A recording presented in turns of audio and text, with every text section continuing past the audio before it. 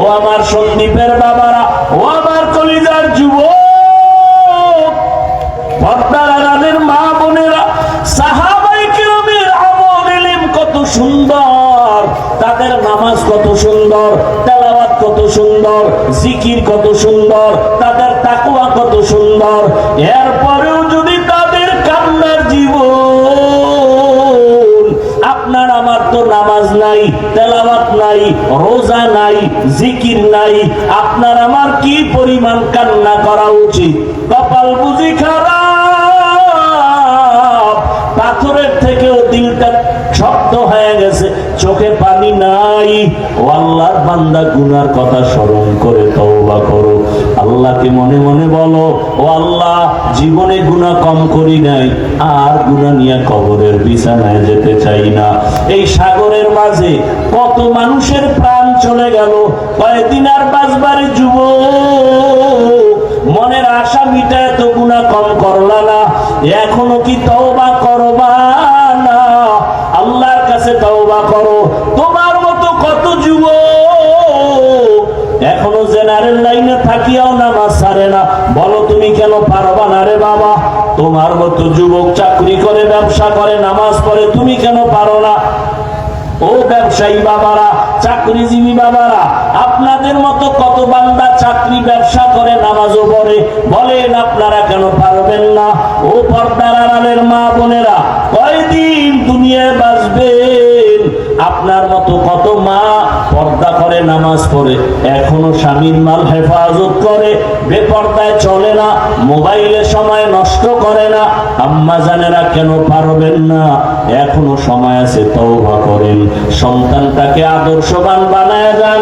সন্তানের ব্যবহারে কোনদিন যেন মা বাবা, মুরব্বী, ওলামায়ে কেরাম, শিক্ষকেরা কষ্ট না পায়। আবু বকরের চোখের পানি, রহমতের নবীও চোখের পানি ছেড়ে কান্না করলেন। আল্লাহ পাক ওই হাসরের ময়দান কায়েম করবেন ইনসাফের বিচার করার জন্য। ওই ভয় অন্তরে জমা করো, আর দুই ফোঁটা চোখের পানি ছেড়ে অন্তরে আমার মালিকের ডাক দাও, হে মালিক, এই ময়দানে আমার মতো গুনাহগার কেউ নাই, আমার গুনার খবর মা বাবা, ভাই বোন কেউ জানে না রে আল্লাহ। আমার গুনার কারণে আমার হাত না পাক, আমার চোখ না পাক, আমার জিহ্বা না পাক, অন্তর না পাক। ও আল্লাহ, আজকে থেকে তওবা করে নিলাম, মরিয়া গেল নামাজ ছাড়বো না, দাড়ি কাটবো না, বেপরদায় চলবো না, মা বাবার সাথে বেয়াদবি করবো না, ওলামায়ে কেরামের দোয়া নিয়া, মা বাবার দোয়া নিয়া, শিক্ষকের দোয়া নিয়া, নবীর তরিকা মেনে চলবো। তওবা যদি করতে পারো, আমার আল্লাহ সাথে সাথে কবুল করে ফেলবেন। আমি শুরুতেই বলেছিলাম, আবু জাহালের কপালওয়ালা জানি না কেউ আছে নাকি? ওমরওয়ালা কপালওয়ালা কারা জানি না? ও আমার যুবক, বৃদ্ধ বাবাজি, পর্দার আড়ালের মা, অন্তর থেকে তওবার নিয়ত করে আল্লাহকে বলো আর ক্ষমা চাও। হায়াতের মালিক, রিজিকের মালিক, ইজ্জতের মালিক আমার আল্লাহ। ও আল্লাহ, এই ময়দানের সবাইকে ওমরওয়ালা কলব দান করেন, তওবাওয়ালা জিন্দেগি দান করেন, আর গুনাহ করব না, আর নাফরমানি করব না, গুনাহ মুক্ত জীবন দান করেন, তওবাওয়ালা জিন্দেগি দান করেন, আদবওয়ালা জিন্দেগি দান করেন, নবীজির সুন্নাতওয়ালা জিন্দেগি আমাদের দান করেন। আয় আল্লাহ তাআলা, আপনার গোলাম হিসাবে আমাদের কবুল করে নেন।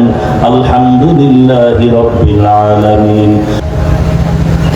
এবার বাহক গিয়া নাম বলেছেন, বাদশা হারুন রশিদের স্ত্রী জুবায়েদা স্বপ্ন দেখেছে।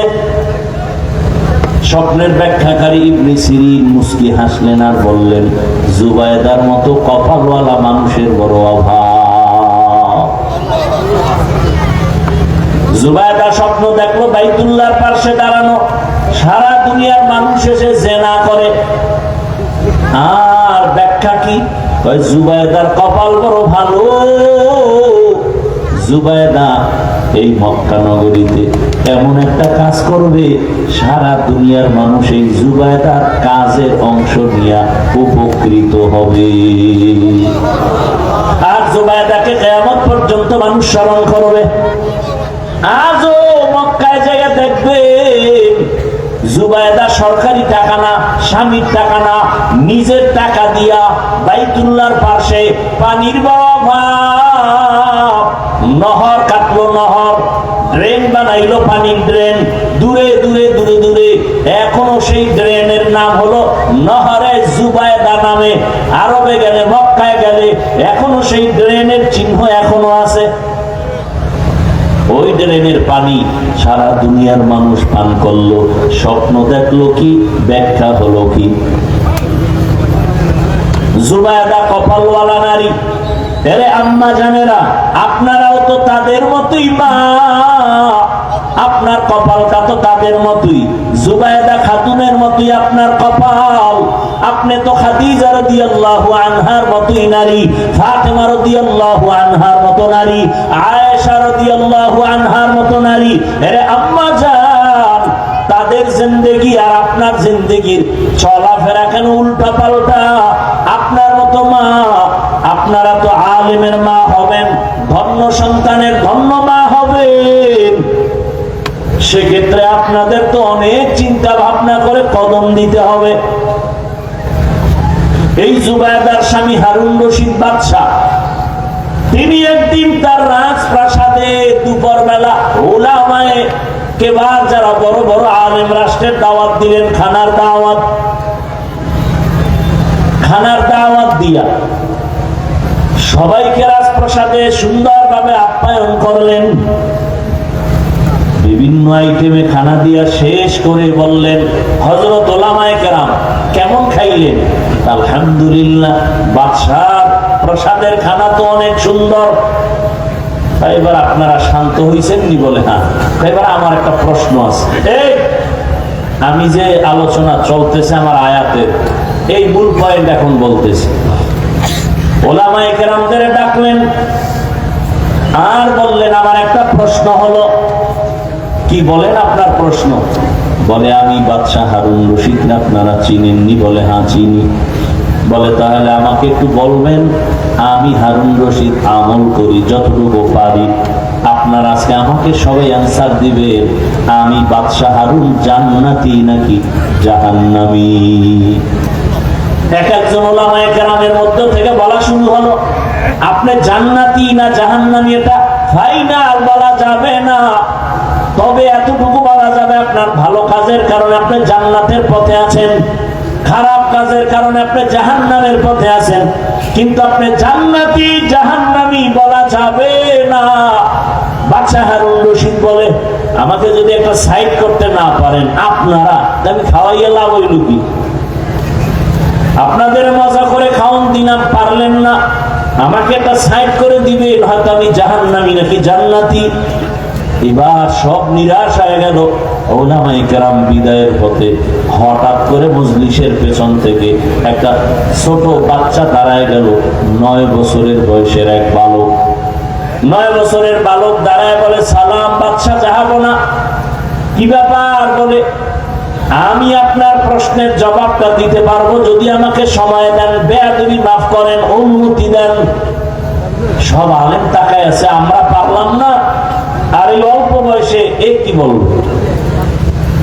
ওই বালক দাঁড়ায় গেল, বাদশা কয় সামনে আসো। সামনে এসে বলে, বাদশা একটু আমাকেও প্রশ্নটা করতে হবে। আপনি আবার করেন। কি করছিলেন? বলে, আমি জান্নাতি নাকি জাহান্নামী তা বলো। বলে, জবাবটা দিব আমি, তবে আমার প্রশ্ন, যে প্রশ্ন করে সে কি তুলনামূলক সম্মানের উপরে আছে, না যে উত্তর দেয় তার সম্মান বেশি? বাদশা কয়, উত্তর দেনেওয়ালার তো একটু সম্মান বেশি হয় তুলনামূলক। বাচ্চাটা দেখে বলে, ও বাদশা জাহাপনা, বেয়াদবি মাফ করবেন, আমি যেহেতু উত্তর দিব, আপনার সিংহাসনে আমাকে বসায় দেন, আপনি কিছু সময়ের জন্য নিচে বসতে হবে। বাদশা তো আর জানেন না, আল্লাহ ওয়ালা। 9 বছরের বালকের কথা শুনে কয়, আসো বসো। বাদশা নিচে বসে গেল। 9 বছরের বালক সিংহাসনে গিয়া জবাব দেওয়ার আগে সুন্দর একটা ভাষণ দিল আর বলল, এই যে বাদশা নিচে বসলো আর আমি 9 বছরের বালক উপরে বসলাম, এটা আমার বাবার বাহাদুরি না, আল্লাহর কোরআনের ইলম থাকলেই এটা সম্ভব।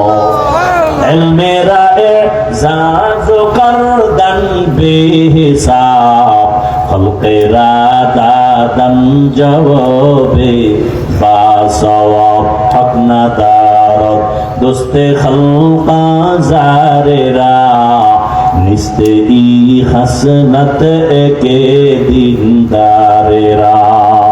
আপনাদের কষ্ট হইতেছে না?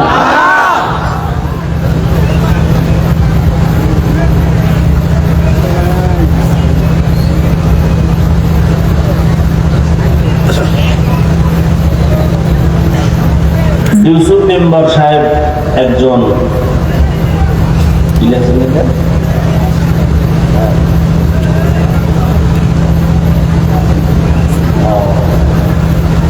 ইউসুফ মেম্বারের ভাই সিরাজ মহিলাদের একটা ভবন হবে, 50,000 টাকা দেবেন, দোয়া চাইছে, আল্লাহ কবুল করুন। এবার 9 বছরের বালক ডাক দিয়া বলে, বাদশা আপনি যে প্রশ্ন করলেন আপনি জান্নাতি না জাহান্নামী, আমি জবাব দেওয়ার জন্য সিংহাসনে বসলাম।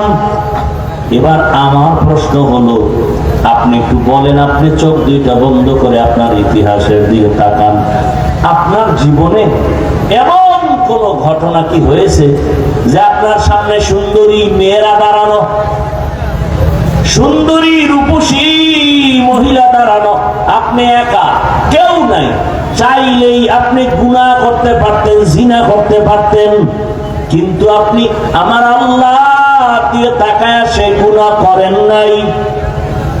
বাদশা হারুন রশিদ বলে, এর তো ভুরি ভুরি ঘটনা হয়েছে, সীমাহীন। আমার সামনে কত আমার রাষ্ট্রের সুন্দরীরা সামনে হাজির, কেউ নাই, তার আবদার নিয়ে আসছে, সমস্যা, অর্থের সমস্যা, বিভিন্ন কারণে, কিন্তু আমি আল্লাহর ভয়ে ওই গুনার সুযোগ পেয়েও গুনাহ করি নাই। ওই বালক ডাক দিয়ে বলে, আল্লাহর উপরে ভরসা করে আমি বলে দিলাম, আপনি বাদশা হারুন রশিদ পরিপূর্ণ জান্নাতি। সব আলেমের মাথা গরম, আমরা সবাই ব্যর্থ। ওই 9 বছরের বালক কে জবাব দিল? সব আলেম চিল্লায় বলে, বলো তোমার হাতে কি দলিল আছে? বলে, আমি মন গড়া বলি নাই, আল্লাহ কোরআনের আয়াত দিয়ে দলিল দিচ্ছি, শুনে নেন। ওয়া আম্মা মান খাফা মাকামা রাব্বিহি ওয়া নাহান নাফসা আনিল হাওয়া ফাইন্নাল জান্নাতা হিয়াল মাওয়া। আল্লাহ ওয়াদা করেছেন, যে গুনাহ থেকে নিজেরে দূরে রাখবে, গুনাহ থেকে যে নিজেকে বাঁচায় রাখবে, নিজের প্রবৃত্তিকে কন্ট্রোলে রাখবে, আল্লাহ ওয়াদা করেছেন তাকে আমি বিনা হিসেবে জান্নাত দিব। আর কে দারাত খৌফে হকদার দিল মাদাম, জান্নাতুল মাওয়া দেহাত উতরা মাকাম। এরে আল্লাহর বান্দারা, সন্দীপের মুসলমান যুবক বাবা, ও বৃদ্ধ বাবাজি, ও পর্দার আড়ালের মা বোনেরা, সাহাবায়ে কেরামদের জীবনী কত করুণ। তারা ইচ্ছা করে গুনাহ করেন না, বরং তারা এত নেক আমল করেছেন, আল্লাহ খুশি হইয়া তাদেরকে জান্নাতের সুসংবাদ দান করেছেন। এরপরেও তারা কি পরিমাণ জীবন কান্নায় কাটায় দিলেন।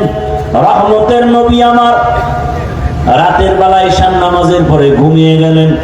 হঠাৎ নবী তো ঘুমালে 2 চোখ মোবারক বন্ধ, তবে কলব ঘুমায় না। রহমতের নবী হঠাৎ ঘুমের মাঝে শুনে কান্নার আওয়াজ। মায়ার নবীর ঘুম ভেঙে গেল। সজাগ হইয়া নবী ঘর থেকে বের হয়েছেন। মাথার কিনারায় মসজিদে নববী। রহমতের নবী বের হইয়া তাকাইতেছেন এই রাতের বেলা, কে আমার মসজিদে গভীর রাতে কান্নার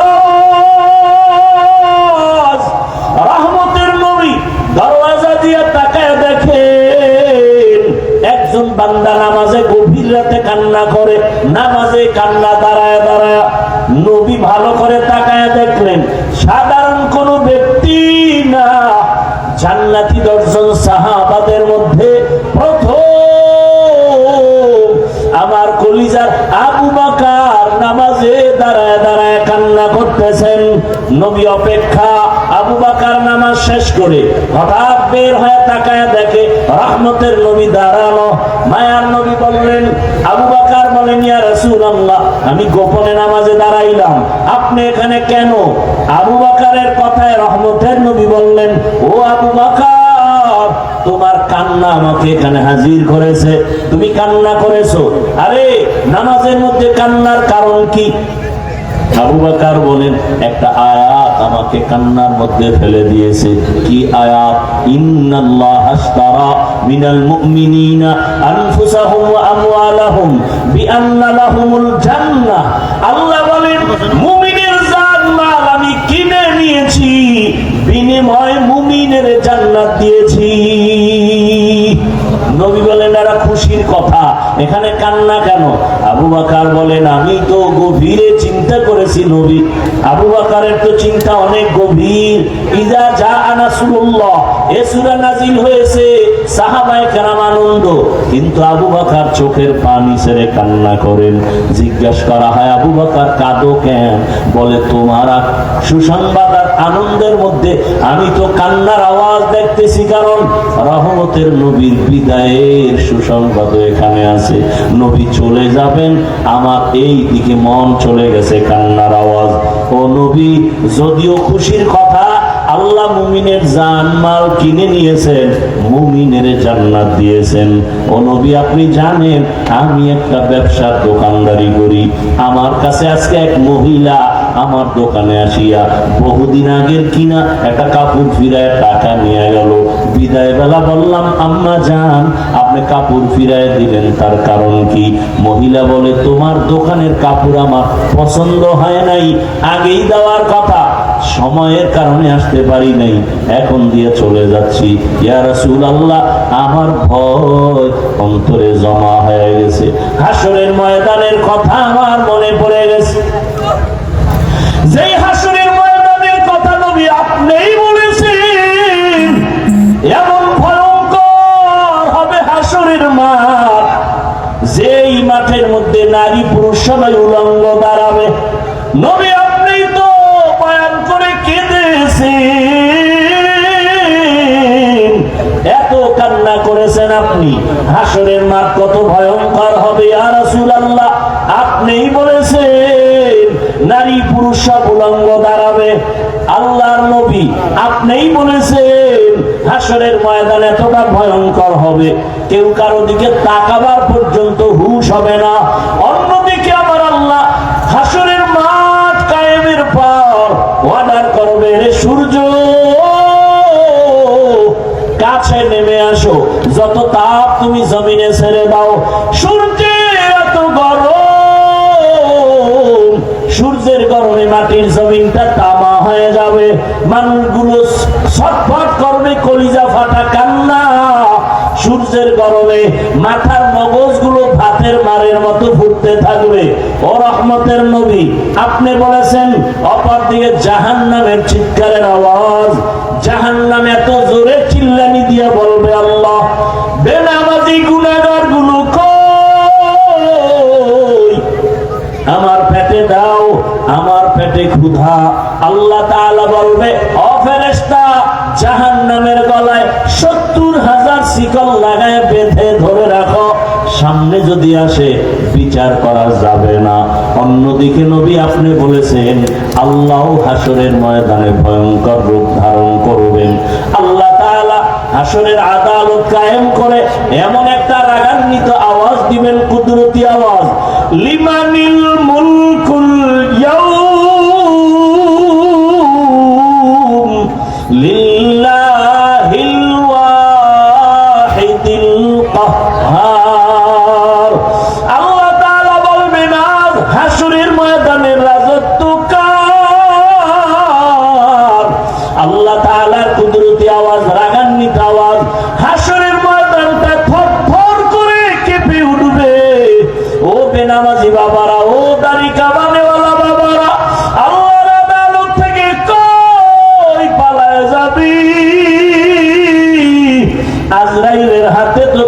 করতেই হবে রে বাবা।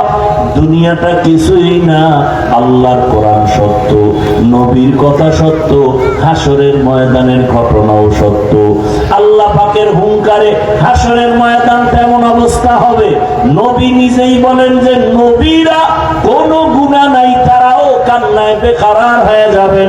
আদম নবীর কান্না, মুসা নবীর কান্না, ইব্রাহিম নবীর কান্না, ঈসা নবীর কান্না, এত কান্নার আওয়াজ কোন উম্মত কাছে গিয়া দাঁড়াতে পারবে না।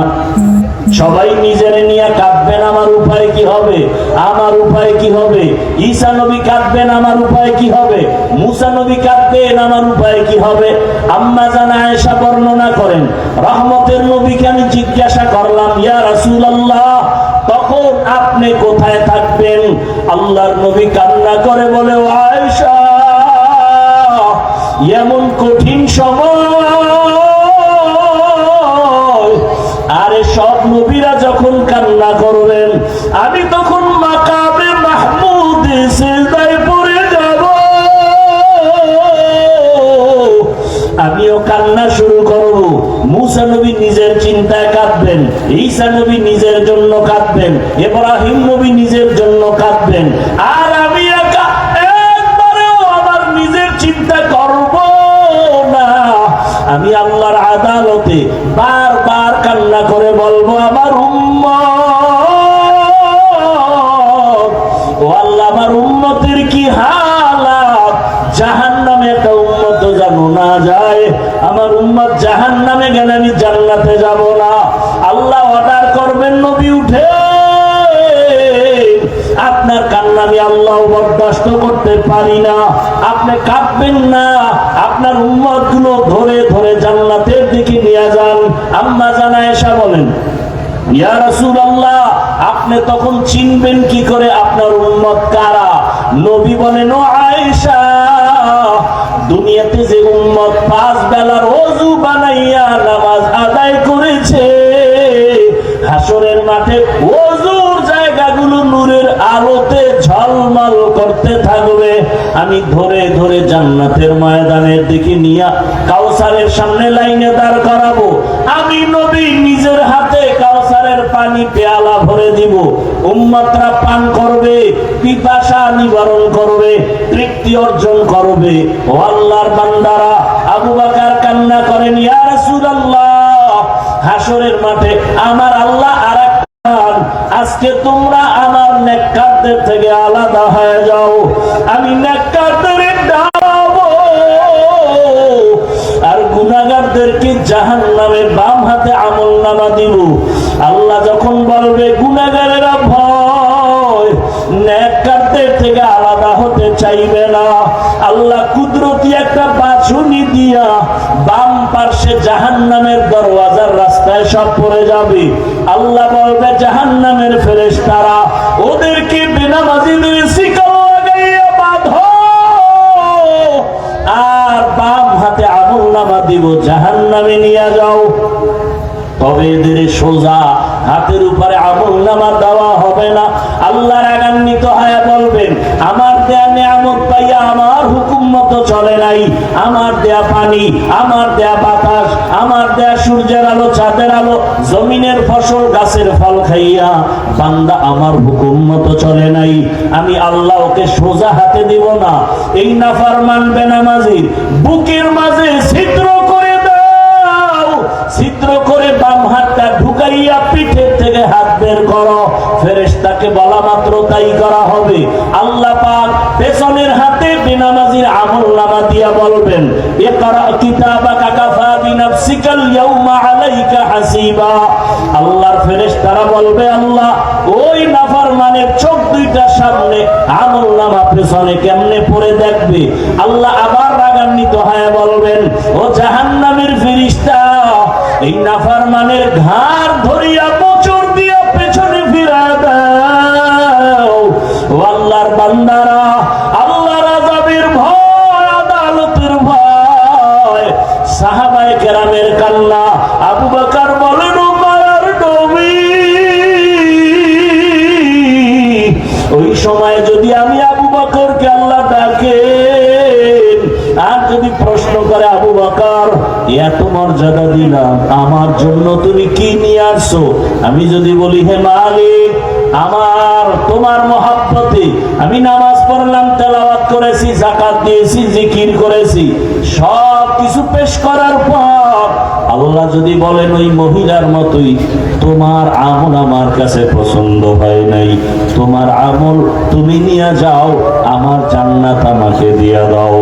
তো আমি যেভাবে নামাজ চেয়েছি তুমি ওইভাবে নামাজ পড়তে পারো নাই, আমি যেভাবে তেলাওয়াত চেয়েছিলাম হক আদায় করে তেলাওয়াত করতে পারো নাই, আমি যেইভাবে জিকির চেয়েছি তুমি হক আদায় করে জিকির করতে পারো নাই। ও আমার সন্দীপের বাবারা, ও আমার কলিজার যুবক, পর্দার আড়ালের মা বোনেরা, সাহাবায়ে কিরামের আমল ইলম কত সুন্দর, তাদের নামাজ কত সুন্দর, তেলাওয়াত কত সুন্দর, জিকির কত সুন্দর, তাদের তাকওয়া কত সুন্দর, এরপরেও যদি তাদের কান্নার জীবন, আপনার আমার তো নামাজ নাই, তেলাওয়াত নাই, রোজা নাই, জিকির নাই, আপনার আমার কি পরিমাণ কান্না করা উচিত? কপাল বুঝি খারাপ,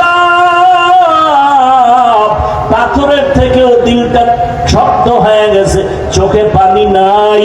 ও আল্লাহর বান্দা, গুনার কথা স্মরণ করে তওবা করো, আল্লাহকে মনে মনে বলো, ও আল্লাহ, জীবনে গুনাহ কম করি নাই, আর গুনাহ নিয়ে কবরের বিছানায় যেতে চাই না।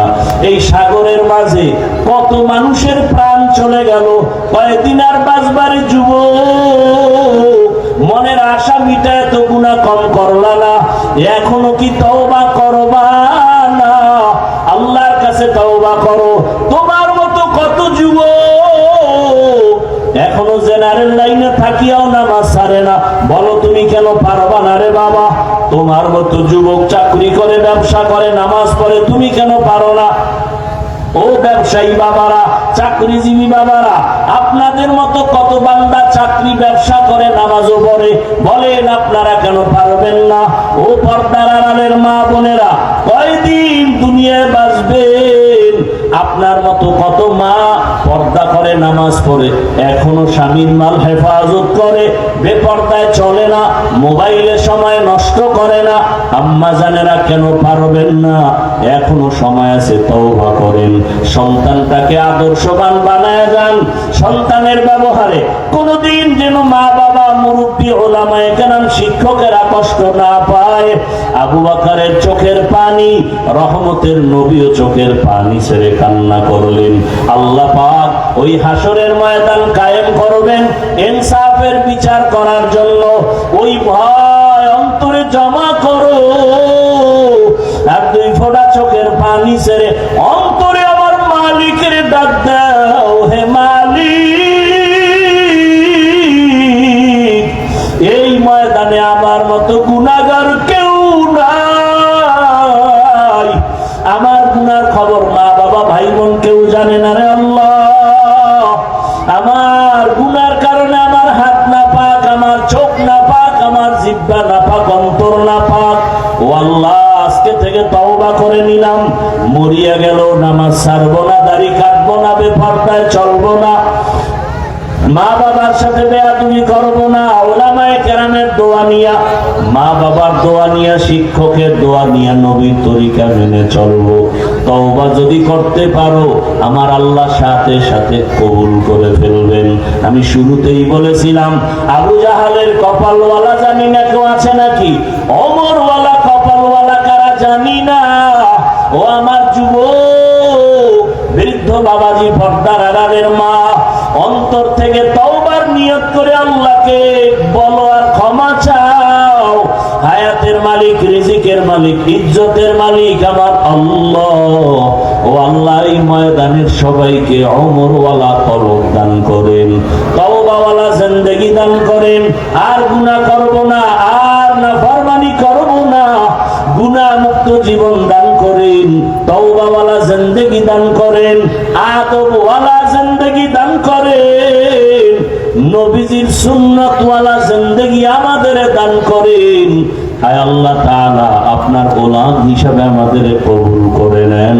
আলহামদুলিল্লাহি রাব্বিল আলামিন।